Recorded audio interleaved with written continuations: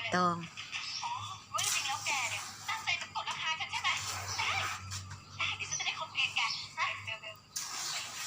ขายทวนเท่าไรเนี่ยข้าวเฟ่เฮ็ดอันนั้นละคันหมักเปง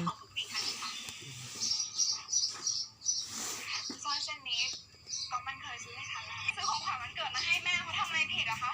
ถ้าแกยังเห็นฉันเป็นแม่แล้วก็เลิกกับไอ้คนโจรนี่ซะถ้าอย่างนั้นไม่ต้องมาเหยียบพี่เอกแม่คะแม่ฟังหนูก่อนสิคะแม่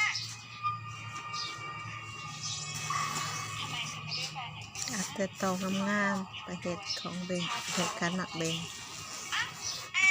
นี่แกโดนไล่ออกจากบ้านแล้วเหรอเนี่ย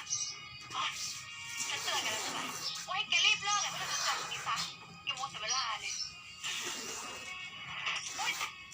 โทษทีนะนึกว่าเป็นใครวะ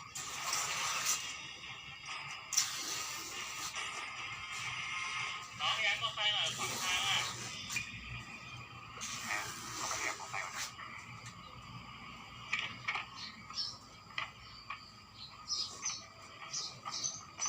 เดี๋ยวเจ๊แกฟังฉันบ้างดินี่ฉันบอกดีกับแกนะแกรีบเลิกเลยว่าจะจนกันเถอะเพราะว่าแฟนฉันเนี่ย2 เกาะแล้วมีเพื่อนที่รวยเยอะมากอย่างคุณแพทไงถึงแม้ว่าคุณแพทเนี่ยเขาจะเคยหย่ามาตั้งหลายรอบแล้วแต่ว่าเขาก็เป็นมหาเศรษฐีนะฉันบอกเลยนะว่าถ้าแกได้คบกับเขาเนี่ยแกจะสบายไปทั้งชาติเลยเบลแกตั้งใจฟังฉันอีกรอบนึงนะยังไงฉันก็จะไม่เลิกกับก๊อฟเด็ดขาดเอ้านี่ฉันต้องสาวหวังดีกับแกนะทั้งหมดรำคาญพวกคนจนไปกันเถอะค่ะที่รักเสียเวลา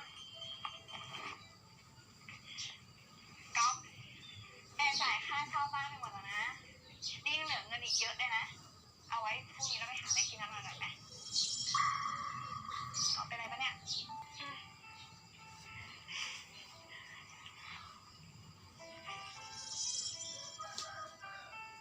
หน้ามันกับจำก็อยู่เรื่องคือใครมันก็มีสบายเลยสวยไหมงามแบบนี้ ใส่สร้อยเส้นนี้แล้วเนี่ยใส่เข้าอ่ะโอ้ภูเขา